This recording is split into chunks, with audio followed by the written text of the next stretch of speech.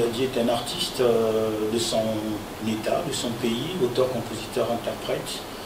Quelques albums déjà à son actif. Et puis un parcours musical, je pense, qui avoisine déjà plus de 26 ans de carrière. Si il faut placer le marqueur à partir de la sortie du premier album, donc on est après, si on repart encore un peu plus loin dans le temps, c'est presque 30 ans de parcours artistique déjà. Alors, qu'est-ce qui vous a motivé à faire de la musique et puis depuis combien de temps déjà, concrètement? En fait, ça a toujours été comme cela se passe dans les familles africaines. Ça commence dans la rue, entre copains, entre amis. Certains ont aussi eu l'autre possibilité d'aller apprendre à chanter à l'église ou dans d'autres rassemblements, mais en ce qui me concerne, c'était beaucoup plus avec des amis, des copains, voilà. Et en écoutant tout un tas de disques à l'époque, puisque, comme j'ai toujours l'habitude de le dire, nous sommes les enfants des années 7-0, voilà, donc les années 70, et que vers les années 80-85, c'était la grande époque où Michael Jackson venait d'arriver, les nouveaux courants musicaux, c'était le début du rap qui venait d'arriver, donc on s'est engouffrés tous un tout petit peu dans cette brèche-là. Et après, je me suis donné une certaine identité propre à moi, et artistique, en commençant à chanter sur les faces B des disques, puisque sur les faces B à l'époque, les 45 tours, les maxi 45 tours, c'était les faces B instrumentales. Dans les bois, je profitais de faire des chansons, je faisais des nouvelles versions des chansons, et puis bon voilà, j'ai commencé comme ça jusqu'à ce que je suis rentré au studio pour faire les premières maquettes avant que j'aille dans le cadre scolaire au Gabon, et du Gabon, j'ai pu enregistrer le premier album, la première partie, et que je suis parti finaliser en France à l'occasion, puisque lorsque j'ai eu mon bac, je suis parti en France en tant qu'étudiant, et c'est de là que la finalisation de l'album a eu lieu, et j'ai profité des vacances pour revenir au pays, et voilà, la suite après, l'album est sorti, Sérénade est sorti, et puis bon, beaucoup de choses positives. Alors, quel est le style de musique de l'artiste Ali Mouladi? Lorsqu'on me demandait à l'époque quelle était ma musique, et je répondais spontanément en disant que je faisais de la rumba R&B. C'était l'époque du R&B américain qui était quasiment, on va dire, la musique de référence des jeunes à l'époque. Et pour ma part, à partir du moment où j'ai commencé à faire un mélange subtil des rythmes du pays, notre bonne et vieille rumba, avec d'autres sonorités, je me suis dit, j'appelle ça la rumba R&B. J'appelle ça ce que les gens appellent aujourd'hui par afro, musique urbaine, l'afro, tout un tas de choses. Mais bon, à l'époque, il n'y avait que ça comme nom. Mais pour ma part, s'il faut donner une dénomination simple, moi je disais que ma musique c'est la nouvelle rumba, simplement. Hein. Moi je dis c'est la nouvelle rumba parce que dans le monde nouveau, il y a un renouveau. Il y a une remise en question des choses. Ça reste de la rumba, hein. Il n'y a pas à dire, ça reste de la rumba ce que je fais. Mais avec d'autres ingrédients, voilà. Et aujourd'hui, ça devient plus commun parce que la musique urbaine aujourd'hui, elle est devenue quasiment naturelle pour une certaine frange de la population, surtout les plus jeunes. Mais à savoir qu'à l'époque, ça n'existait pas du tout. Donc en fait, moi j'arrivais, j'étais seul sur le terrain avec un album un peu atypique. Mais je suis content du chemin parcouru. Alors, dans quelle langue exprimez-vous vos chants? Principalement lingala, qui est, voilà, pour ne pas paraphraser un collègue musicien, la plus belle langue du monde, mais tout le monde est d'accord avec ça, parce que tout le monde le dit, hein, effectivement, parce que la sonorité du lingala, c'est presque la langue qui est faite pour la chanson, ça c'est clair, pour le français, voilà, qui vient en deuxième position, et puis voilà, et puis bon, on mixe un peu, on mixe les deux. Alors, chemin faisant, au cours de cette interview, en a cappella, pour le bien des mélomanes qui vous suivent. Le passé n'angaï nabasi, ezalaki éphémère, et l'autre koutani, l'obito kabwani, kasi tango na monaki yo, naebaki que cette fois-ci c'est la bonne. Obimelaki nga Lokola Angelo Nalingi yo Nabolingo Yangana yo Suka Senwa. Alors, quel type de rythme on trouve dans vos chants, Ali Mouladi? C'est tout un... C'est un héritage qui est le fruit des différents apports musicaux que j'ai eus dans ma vie. Comme je le disais, à l'époque, voilà, nous étions bercés par la musique de Bob Marley, nous étions bercés par les nouveaux rythmes qui venaient des États-Unis. Nous avons aussi des artistes chez nous. Je pense que le plus marquant est Papa Wemba. Hein. Voilà. Il y a aussi le Papa Wemba, vraiment du côté des artistes qui me portaient en tant que chanteur, Papa Wemba, Pepe Kali. Voilà, hein, des chanteurs comme ça qui m'ont toujours marqué au niveau du chant. Et c'est un peu, voilà, c'est un peu le mix de tout ça, quoi. C'est cette identité plurielle que je prends et puis que je mets en exergue à travers ma musique très métissée. Alors, Ali Mouladi, c'est 30 ans de carrière déjà. Ouais, presque. Combien d'albums à peu près à son actif? Ouais. Je suis pas un travailleur acharné au niveau discographique, hein, tout à fait, parce que effectivement j'ai sorti 3 albums, bon disons j'ai sorti 2 albums avec un maxi CD, puisque le dernier Maxi Bonheur c'était un maxi CD de 6 titres.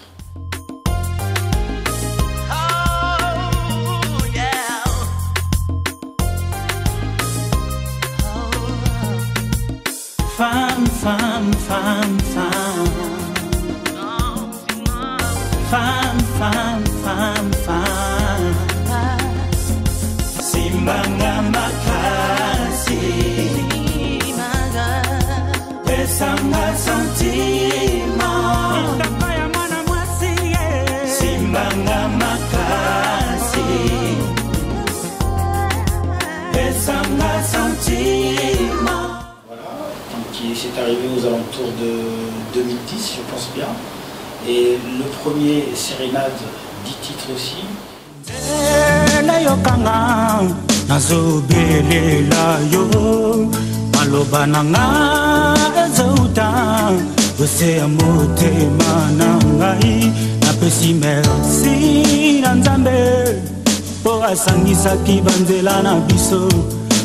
Nous sommes en 96. Et entre les deux, il y a Bouge, 10 titres aussi. Lève les yeux, regarde droit devant et bouge. Jeune fille, jeune garçon de la nouvelle génération, tu dois croire que le monde appartient à tout le monde. Et nous sommes en 2005, voilà. Et après, bon, ça a été entrecoupé de quelques singles sortis parce que j'étais revenu en 2021. En mars avec maman.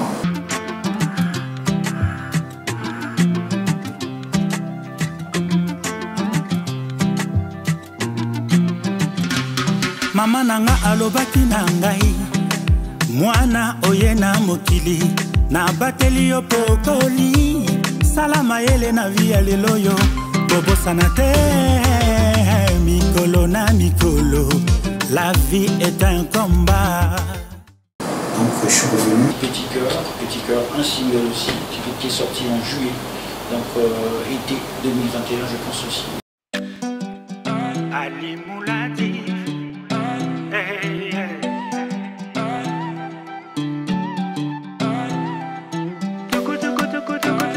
Mon petit cœur, il fait ça bien, je me sens tellement bien. Petit cœur, je veux te parler, veux-tu m'écouter? Te revoir n'est pas un hasard, mais un nouveau départ. Si j'ai pas assuré, je plaide coupable, je l'ai bien mérité. Et puis voilà, et puis avec Motema qui va arriver là, dans quelques jours.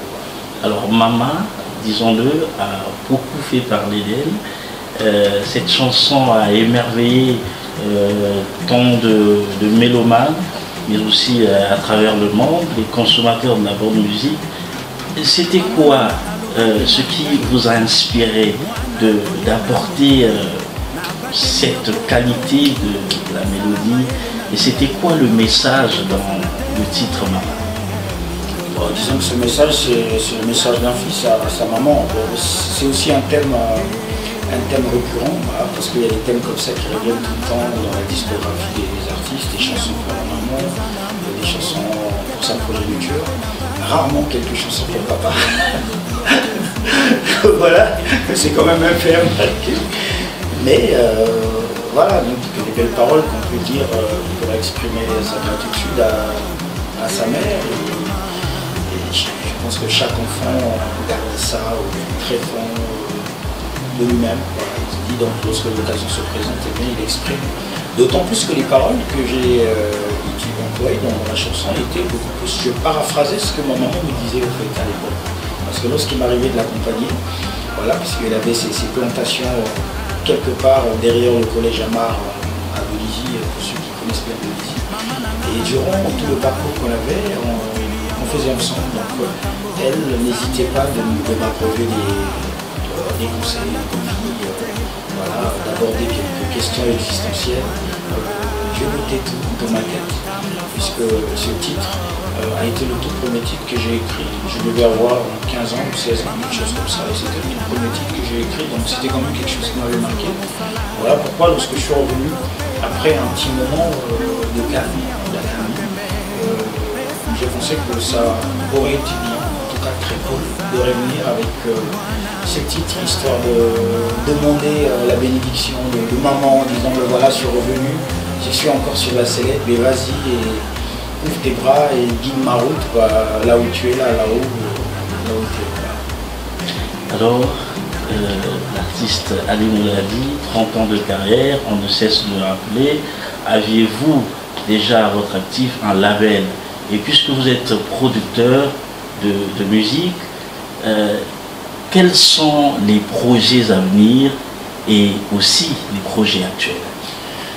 Ouais, ben le label il est là depuis très très longtemps. Le label a toujours été là, à savoir que depuis le premier album Sérénade qui est sorti, puisque c'était que de l'autoproduction de toute façon. Je me suis retrouvé même producteur avant que je sache même que j'étais producteur d'une œuvre, parce que lorsque j'ai commencé à aller faire toutes les démarches moi-même, à aller prendre des autorisations au niveau de la SACEM à l'époque, à payer des droits SDRM, avoir la matrice, bien sûr à l'époque, là on parlait des cassettes et des CD, avoir la matrice du CD à ton nom, avoir le code IRSC, à partir de ce moment, eh bien, on devient producteur en fait. Donc ça s'est fait le plus naturellement possible, il a fallu apprendre aussi, j'ai passé beaucoup plus de temps à apprendre. Le label administrativement a été matérialisé, je pense, à partir du deuxième album, Bouge. Là on est en 2005, là c'était d'abord 203 Productions à l'époque. Voilà, donc j'ai fait la déclaration sous le nom de 203 Productions. Et après, quelques années, je pense plus tard, à très très court terme, c'est parti de 203 Productions à 203 Interactions qui, pour moi, avec la vision que j'avais, c'est plutôt de faire en sorte qu'à l'intérieur de cette structure, qu'il y ait des interactions, c'est-à-dire différents domaines qui n'ont pas forcément un lien immédiat, mais qui vont arriver à s'interagir entre eux. Et c'est ce qui se passe aujourd'hui, en fait. C'est ce qui se passe parce qu'on zappe de l'image au son, on va du son à l'expression vivante, on va sur le spectacle vivant. Donc, en fait, c'est tout un tas des interactions qui viennent, voilà, d'où le nom de 203 interactions, des choses qui viennent, qui s'entrecroisent. Et aujourd'hui, le label a beaucoup évolué. Le label, là on se trouve sur le site de la Villa 203, donc la Villa 203 qui est, on va dire, la tête de proue, le cheval de Troie de 203 interactions. Et bien, à l'intérieur de la Villa, qui va ouvrir ses portes bientôt, eh bien, il va y avoir tout un tas d'actions qui vont se faire, autant du côté audiovisuel avec le plateau de tournage qui est monté, où il y aura des productions de programmes, de contenus, voilà, beaucoup plus tournés sur les réseaux sociaux.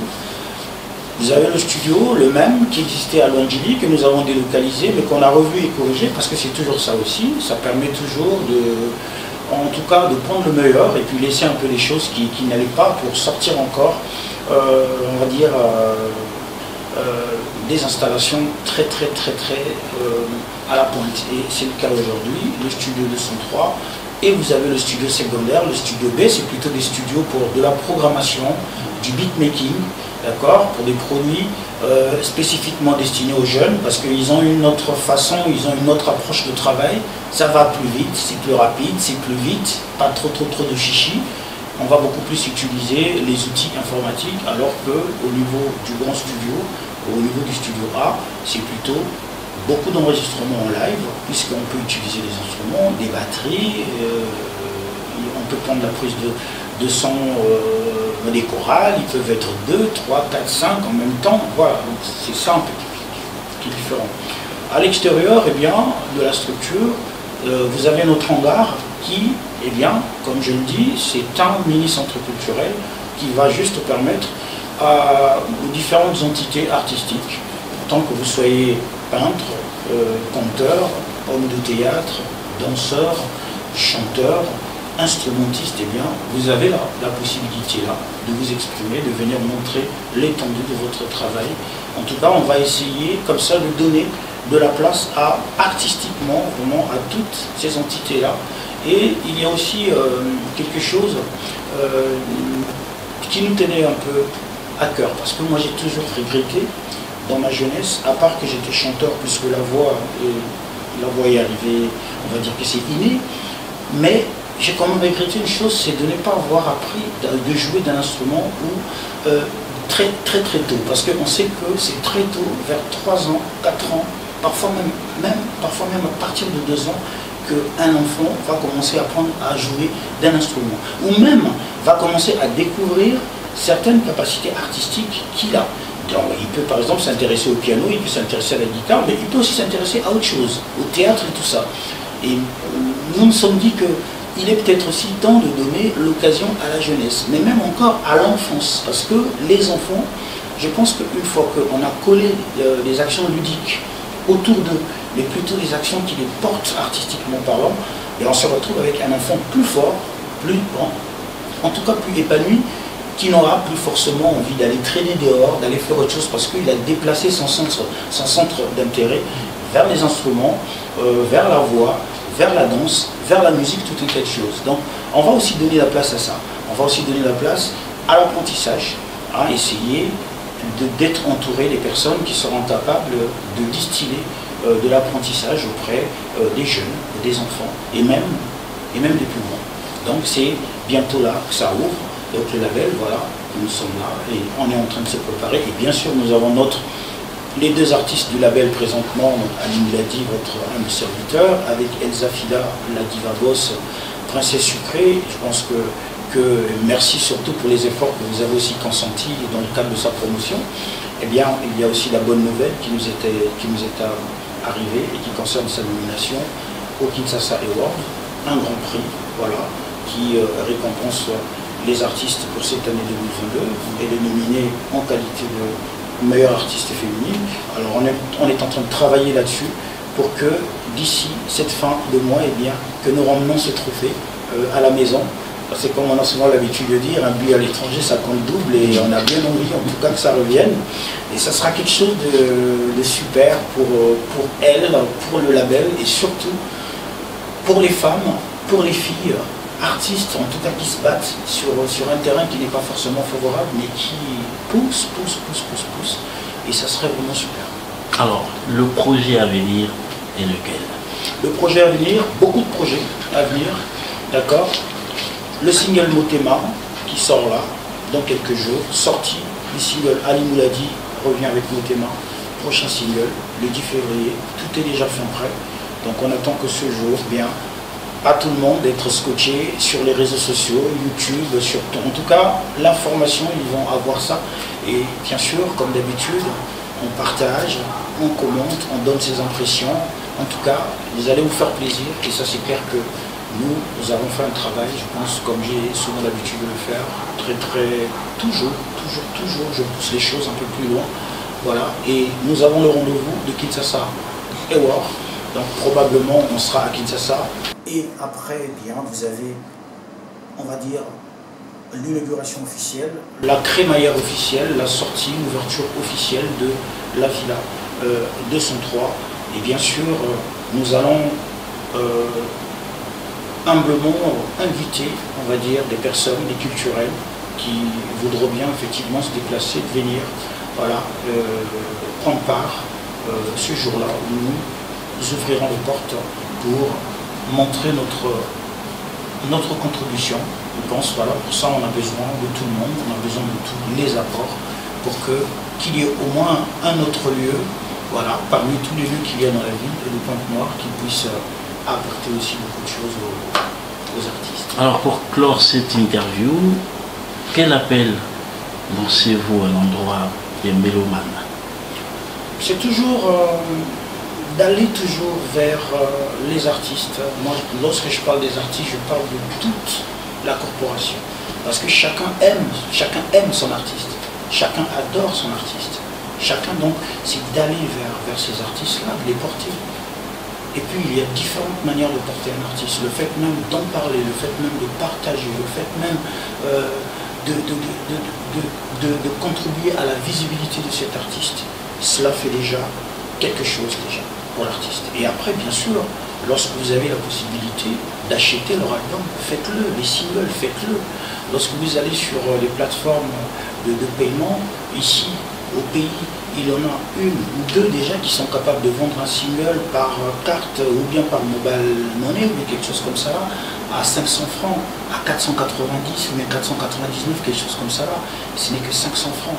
Donc, contribuer à donner 500 francs par l'acte du téléchargement légal, c'est déjà, je pense, le geste le plus merveilleux que chacun puisse faire pour un artiste. Il n'y a pas de miracle à ce niveau-là. Il n'y a pas de miracle.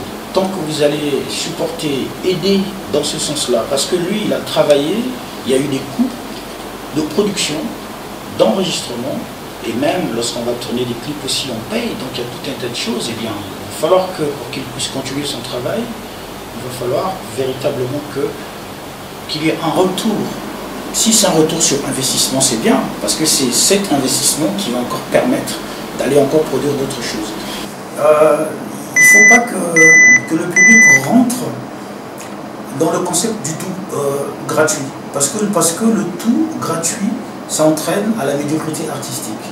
Les artistes ne produisent plus des œuvres de qualité parce qu'ils savent pertinemment que, vu que c'est des œuvres que nous ne vendons pas, donc on peut faire effectivement du n'importe quoi. La compétition artistique, l'émulation, vraiment des choses qui font que chaque artiste va essayer d'aller toujours, vraiment toujours au-devant, ça aussi ça va disparaître. Parce que la gratuité, c'est ça qui tue la musique. Donc, chaque artiste, chaque fan qui porte son artiste doit essayer de savoir à quel niveau il peut contribuer. Et le premier geste, c'est qu'une fois qu'il a sorti son single, une fois qu'il joue quelque part, qu'il y a un petit live, un petit playback quelque part, et bien, qu'il court, qu'il laisse soutenir l'artiste. Ali Moulazi, nous vous disons merci beaucoup. Merci en tout cas, et puis bonne continuation. Et je vous souhaite d'aller effectivement de l'avant. Et ciao, et n'oubliez pas, le 10 février, Motema arrive. Check.